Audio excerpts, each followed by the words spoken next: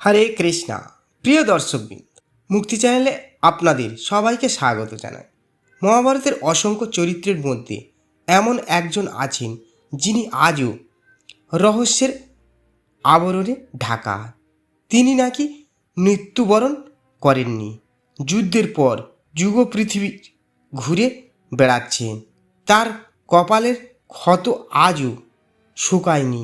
তিনি হলেন দ্রোণপুত্র অশ্বত্থমা। কিন্তু প্রশ্ন হলো, শ্রীকৃষ্ণ কেন তাকে অমর করলেন? অমরত্ব তো আশীর্বাদ হওয়ার কথা, তবে কেন সেটি হয়ে উঠল এক ভয়ঙ্কর অভিশাপ? আজকের ভিডিওতে আমরা জানব অশ্বত্থমার অপরাধ, শ্রীকৃষ্ণের অভিশাপ এবং এর গভীর আধ্যাত্মিক শিক্ষা। অশ্বত্থমা কে ছিলেন? অশ্বত্থমা ছিলেন গুরু দ্রোণাচার্যের পুত্র। জন্ম থেকেই তিনি অসাধারণ শক্তিধর ছিলেন। বলা হয় তার কপালে একটি দিব্যমণি ছিল, যা তাকে রোগ, ক্ষুধা ও ভয়ের হাত থেকে রক্ষা করত। তিনি ছিলেন মহাবীর, কিন্তু ক্রোধ ও প্রতিশোধের আগুন একসময় তাকে ধর্মের পথ থেকে বিচ্যুত করে। কুরুক্ষেত্রের যুদ্ধের শেষ রাত।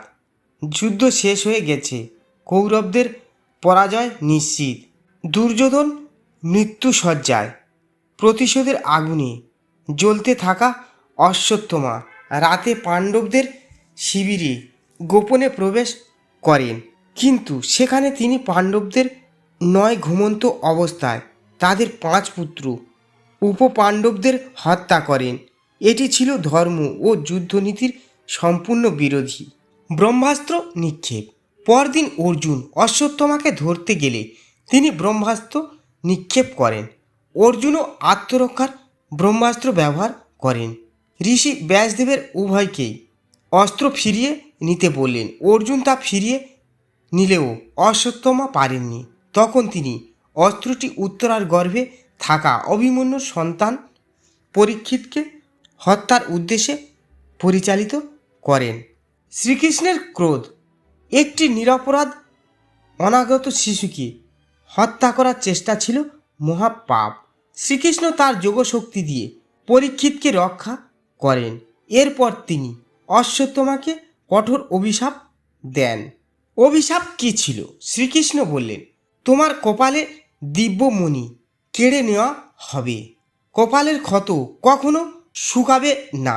কেউ তোমাকে সম্মান করবে না। তুমি হাজার হাজার বছর পৃথিবীতে একাকী ঘুরে বেড়াবে। মৃত্যু তোমার কাছে আসবে না, কিন্তু জীবনের সমস্ত কষ্ট তোমাকে ভোগ করতে হবে। এই অমরত্ব আশীর্বাদ নয়, এবং এক অন্তহীন যন্ত্রণার জীবন হয়ে দাঁড়ায়। কেন অমরত্বই অভিশাপ? অনেকেই মনে করেন অমর হওয়া মানে সৌভাগ্য, কিন্তু শাস্ত্র শেখায় ধর্মহীন জীবনের দীর্ঘায়ু কখনো আশীর্বাদ নয়।